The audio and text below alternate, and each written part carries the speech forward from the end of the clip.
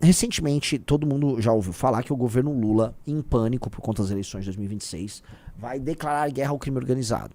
Estão falando até de um pacote do governo Lula para enfrentar, eles estão chamando de Plano Real da Segurança Pública. Né? Eu tô muito curioso para ver isso, porque todo mundo sabe que o governo Lula não vota nenhuma legislação que aumente as leis penais contra vagabundo, nem as leis de processo penal. Agora eles querem criar um pacote, uma historinha para eles contarem. Eu acho curioso que, por enquanto, senhor Rafael Almeida Rizzo, essas operações estão centradas no PCC. O Rizzo vai se lembrar, tá? Só pra gente começar a construir o raciocínio, de uma certa conversa que eu tive no começo de 2023, você lembra, Rizzo? Sobre o uso da inteligência para enfrentar o crime organizado, e a conversa foi toda centrada no PCC. Eu, beleza, tem que estilhaçar o PCC. Agora, e o Comando Vermelho? Eu fico curioso se essa história vai parar no PCC. Eu fico curioso. Porque é óbvio que tem que pegar, óbvio que tem que eliminar o PCC do mapa. Mas eu fico com medo de fazer umas operações aqui, ali, olha, não sei o quê. E aí você empurra as coisas com a barriga, tá? E o jogo vai seguir exatamente igual como está. Que eu tendo a achar que esse é o game. Que eles vão tentar pegar pra si a ideia de que eles estão combatendo o crime organizado, mas essa porra vai ficar simplesmente sendo empurrada com a barriga, como o PT faz, porque o PT não acredita em luta contra o crime. O secretário da Receita, né, enfim, se pronunciou, vamos ver o que ele falou. No ano passado, depois de muito debate com o sistema financeiro, com as instituições financeiras, nós fizemos o óbvio. Publicamos uma instrução normativa estendendo... Esse cara é bem zoado, lembra dele? Lembro, então. Esse aí, eu vou te falar aqui, né, tem que ser cuidadoso, né, esse cara aí não vale o que o gato enterra, velho. Mas você lembra porque você lembra dele? Lembra da roupa dele, lembra? Não Numa entrevista, uma coletiva de imprensa que ele deu, que tava com alguém bizarro do lado dele. Sim, mas ele tava defendendo a taxação. No Pix, a fiscalização do Sim, Pix. Exatamente. Agora ele voltou, vamos lá. Publicamos uma instrução normativa estendendo às fintechs as mesmas obrigações de transparência, as mesmas obrigações de prestação de informações que todas as instituições financeiras têm há mais de 20 anos no Brasil. Publicamos essa instrução em setembro do ano passado, para valer a partir de janeiro. O que aconteceu em janeiro, todos nós sabemos. A Receita Federal recebeu o maior ataque da história dela de mentiras, de fake news, dizendo mentirosamente que aquela instrução normativa tratava de tributação de meios de pagamento. Essas fake news foram tão fortes que, apesar de todo o esforço da Receita Federal, ajudada, diga-se... Você é um porco. Você é um porco. Você é um porco. Você é um porco. Olha o que o cara tá querendo fazer. O cara tá querendo justificar o aumento do peso da fiscalização sobre fintechs e sobre qualquer outra possibilidade que o cidadão tem ali de movimentar o dinheiro dele, porque no fundo, como um bom membro da Receita, ele só quer taxar, aí ele quer justificar que não, agora a gente pega o crime fazendo isso. Aqui não caiu nesse papo furado. Ele é parte, né, dessas mesmas pessoas que acham que o combate ao crime organizado é aqui, ó, só no sapatinho. Aqui, ó. Não cai nesse... Isso é papo de vagabundo. Pela mídia tradicional aqui do Brasil, nós não conseguimos reverter essas mentiras por conta da força de quem as impulsionava, o que já estava, inclusive, prejudicando o uso dos meios de pagamento instantâneo. Nós tivemos que dar um passo atrás e revogar essa instrução normativa. E as operações de hoje mostram quem ganhou com essas mentiras, com essas fake news: o crime organizado. As operações de hoje mostram que, independentemente das intenções, as pessoas que espalharam aquelas fake news, aquelas mentiras no início do ano, ajudaram o crime organizado. E nós temos que voltar a discutir essa regulamentação. Que mentiroso, cara. É por isso que eu vi hoje de manhã uns posts com a cara do Nicolas. E aí falando, o Nicolas ele está associado ao PCC. Gente, eu acho o Nicolas um sujeito vil. Eu acho o Nicolas falso em tudo. Em tudo. Em tudo. Não tem nada no Nicolas que é verdadeiro. Eu acho o Nicolas um sujeitinho. Agora, ele não tem relação com o PCC. E aquele vídeo que ele fez pra autopromoção, que é a única coisa que ele faz, não foi pra facilitar a vida do PCC. Tampouco você vai estabelecer uma relação causal entre o PCC, que tá movimentando há muito tempo dinheiro em operações na bolsa, em fintech, com... o vídeo do Nicolas, né? Agora eu entendi. É cada uma, né? É cada uma. Puta que me pariu, cada uma. Vamos lá. O PCC movimentou 30 bilhões, mas os caras precisam monitorar Pix de 5 pau. Sim, era essa sacada, Riso. Era essa sacada, bem belo, pô. Era ali. Aí esse cara, que ele na época ele ficou todo puto, todo putinho, porque não poderia conseguir, não andaria com a instrução normativa deles. Aí agora ele quer, né, eu vou me vingar, vou desforra. Sujeitinho vagabundo, velho. Tá que pariu, vamos lá. Haja transparência em relação às fintechs.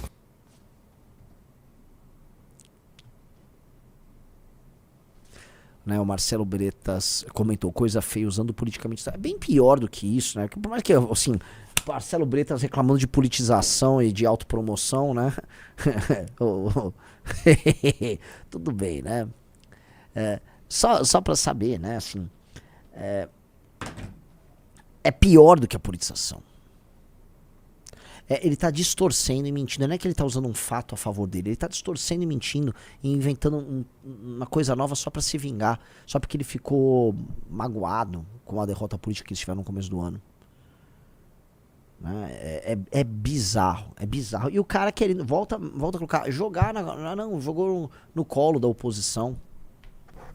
Esse tipo de sujeito, né? Faz parte da elite do funcionalismo brasileiro. Esse tipo de sujeito...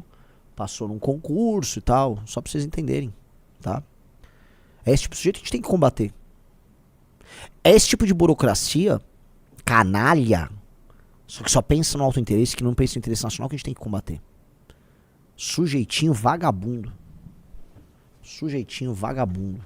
Eu percebo, né, que o interesse dos brasileiros está completamente distorcido quando eu vejo que a audiência da live para falar de um tema assim, grotesco como esse, é menor do que se eu estivesse falando, sei lá, respondendo um youtuber imbecil que atacou o MBL. Aí tava o dobro de pessoas aqui. É meio triste isso. De verdade eu fico muito chateado.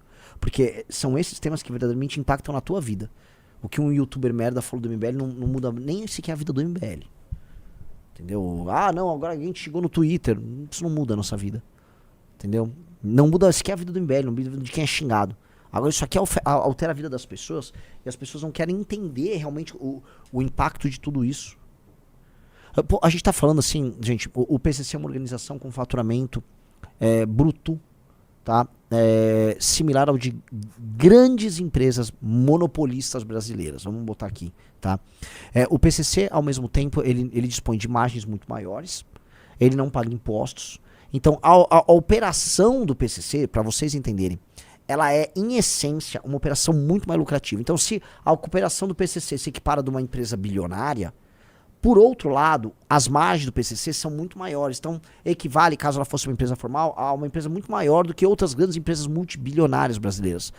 O que eu quero dizer é, eles têm muita grana em caixa para fazer muita coisa e, portanto, eles são muito perigosos. Eles podem comprar qualquer um. É foda. É foda.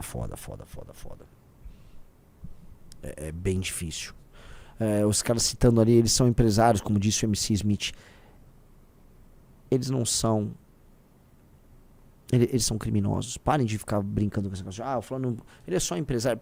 Só lembrando que esse papo de empresário, tá?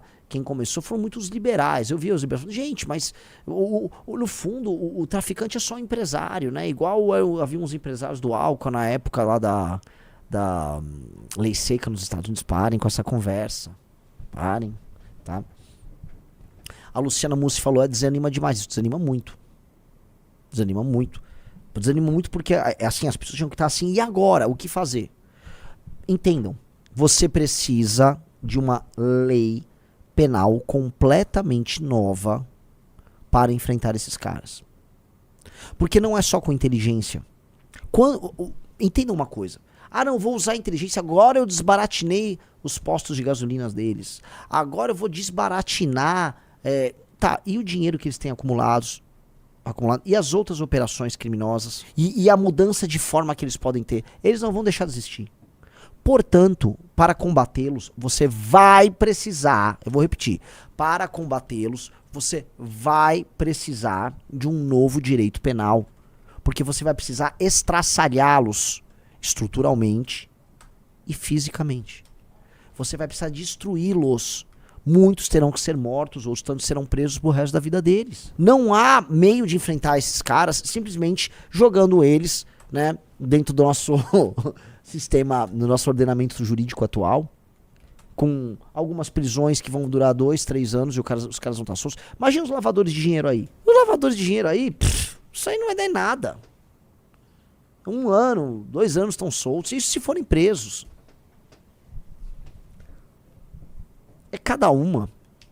É cada uma, porque aqui a gente tá falando de uma operação como se fosse a superestrutura do crime organizado. Aqui não é a parte de crime violento. Aqui a gente tá falando já de uma segunda camada que envolve grandes operações criminosas de estelionato, de adulteração de combustível, coisas dessa natureza, que não são um crime violento e puro e simples. O crime violento puro e simples é a camada mais baixa da operação deles. Lázaro Borges, bem burro. Direito penal do inimigo é tão bom que ninguém nunca usou. Isso é lero-lero para levar iludido no papo. Não. Vamos estar aqui desde a legislação norte-americana. Guantánamo é inspirado nisso. Até várias legislações infralegais, infraconstitucionais de países europeus usam a inspiração do direito penal do inimigo.